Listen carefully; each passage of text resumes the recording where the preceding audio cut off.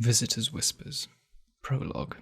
The young girl frolicked over the hill, through the meadows, amongst the flowers, a melody of innocence being sung and carried upon the winds as per her whim, spread across the pure land, following her where she went, a land hosting a visitor.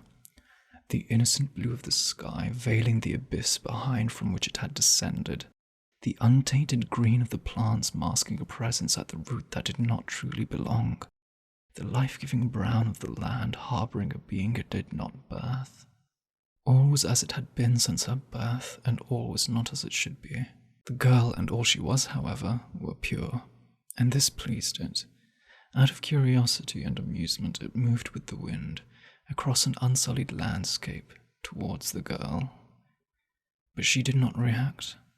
The girl was not so basic a creature as those it had borne witness to, attempting to burrow into the flesh or scurrying past. Nor was this girl able to witness it, but it wished to share in the air that escaped the girl, and so it drew close, again with no reaction.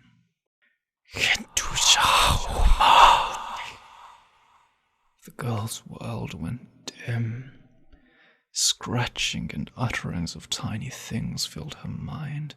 For a brief moment she had witnessed eternity, a being that she could not comprehend. As quickly as it had appeared to her, it was gone.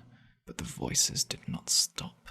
The voices stopped the voices, gnawing away inside her head, scratches on her skull. Her ears began to bleed as she brought her hands to them, and the girl screamed. Pure pain had found its first victim and horror its first host. The world grew darker as the girl continued to scream, feeling blood pour from her eyes onto the loving land, the grasses that she had sung to try to caress her, the flowers to soothe, the wind itself howled at her to attempt to drown out the noise, but all for naught. On the ground the girl lay, screaming, begging for what she had witnessed to make it stop.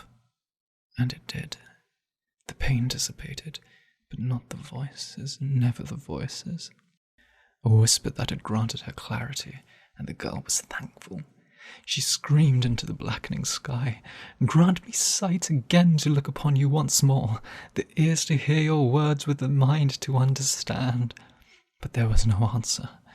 She was left with the lesser whispers, mere dregs of a greater being, and thus was planted an irrevocable disease onto the mind of humanity.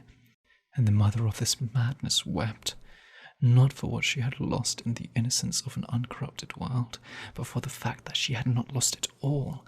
The voices whispered to her that she needed to lose it all. These lesser whispers were unlike that which she had heard, filled with pure pleasure. The mother of madness needed to hear the inhuman sound again. She needed to feel again the ecstasy that had coursed through the rasp, that had begun to tear her body asunder. The mother of madness needed more.